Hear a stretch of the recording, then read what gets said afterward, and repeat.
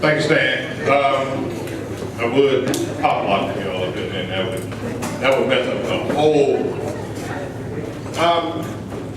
So this particular legislative session was interesting from the standpoint that we had a number of bills that were introduced and passed around how we move throughout society. And some of it was coined religious freedom, some campus carry, guns everywhere. And it's interesting how our legislative process works and what's getting people engaged in the process. There was some very, from my perspective, very dangerous bills that passed this legislative session that's waiting on the governor's signature now. And then there's a religious freedom bill, so to speak, that he just actually vetoed last week. So, real quickly, campus carry. You all heard about the campus carry bill. That bill was about letting 21-year-olds on college campuses carry guns on college campus. Yeah. Now, I drive a fast car. If I had it at 21, I'd be dead today. Now, you let somebody have a gun, and I'm sorry, I wasn't supposed to be giving commentary. It's called House Bill 859. It's called Campus Carry. It allows anyone over the age of 21 or older to carry weapons on a college campus. That bill right now is awaiting the governor's signature. And I think that if you're against that, call the governor's office to let him know that he should veto that bill. The next bill was, in addition to that bill, we allow for people to use tasers. So 21-year-olds on these campuses to also carry a taser as well. So these bills were put in place because there are things that are happening on these campuses. You've heard of the violence on these campuses, and there are legislators who believe that if everybody's armed, that these situations don't happen, and that has not been proven to be accurate. All right, the other bill that we had was Senate Bill 270, and this bill will allow for retired law enforcement officials to carry a handgun anywhere in the state. Now, I can define anywhere for you.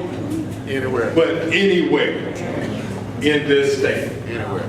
Now, I appreciate anyone who served in law enforcement. I appreciate those that, there you go, those that have put their lives on the line.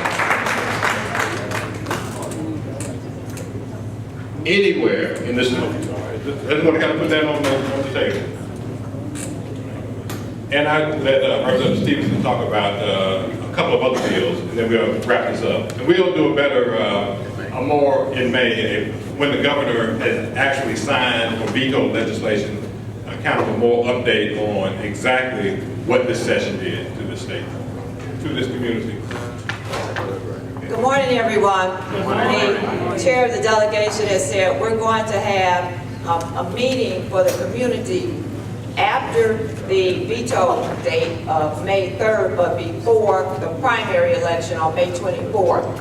The first panel is going to look specifically at those bills that were local or should have been local bills, and we're going to have a panel discussion from the author of House Bill 1099, which would have been Scott Holcomb's form of government, that included changes in fields such as the audit, the ethics commission, and other areas. It's also going to include the bill that came from the Senate, Fran Millar's bill, that would have changed the government without any public input and changed the method and the parts of the maps on government. And finally, the Charter Commission, the study committee, we're going to talk about that because we said that because of House Bill 1099, not because, but it was the only local bill on the table in the Charter Commission bill, that we were going to make sure that we started a conversation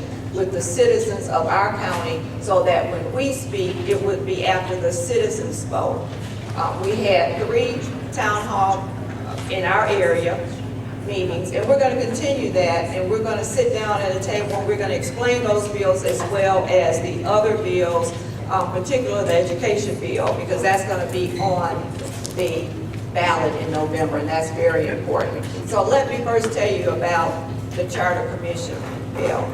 That bill was to establish a study committee that would look at the organizational act, all aspects, not just one, but the entire organizational act, and make a determination of what parts needed to be changed, which parts needed to be refreshed, which parts should be omitted, and finally, what are we going to do about what the government looks like, if anything, how we're going to term it, what does a county manager mean, what does the executive assistant mean, and we're going to make it right per the citizens' request, not because one person wanted. This is not going to be a Republican bill or a Democrat bill. It will be the people's bill when we come out.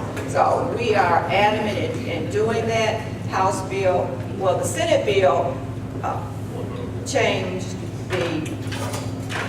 the length of time a CEO could actually be in office, and changed the form of government, and it would not involve a referendum that the people would then talk about.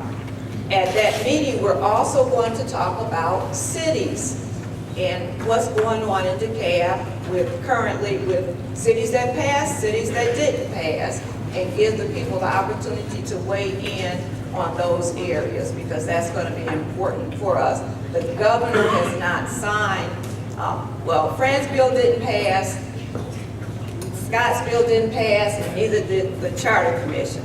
I know because I helped carry 2 of those bills. So Fran said if his bill couldn't pass, our bill couldn't pass. I said, say your prayers because we're going out then. But the good thing about it is that we don't have to have a bill to sit down and talk, do we? No. So we're going to do it anyway. He will be involved anyway. And when we go back, we will have the results of the people's choice. Are there any other bills?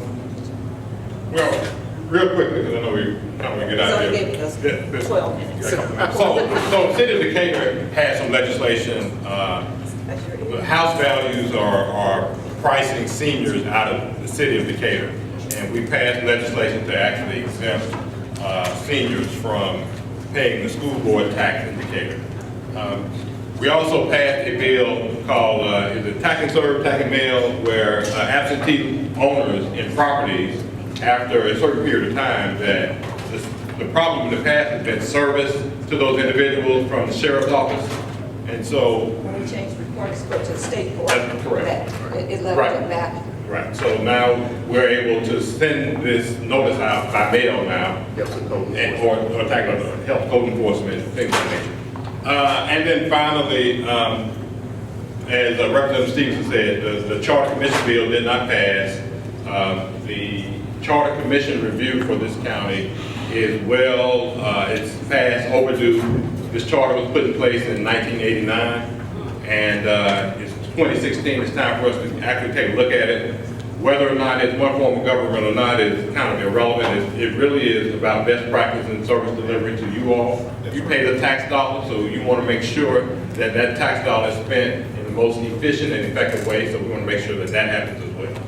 So, anything else on that? You want to take up the questions and be done with it? Your call, Mr. Chairman. To talk about the Stonecrest bill, is the governor likely to, the city of Stonecrest, is the governor likely to sign it? Yes. That's my thought, is that the governor is likely to sign it. I didn't hear any feedback when it went through the same night and the same time as the South Fulton bill.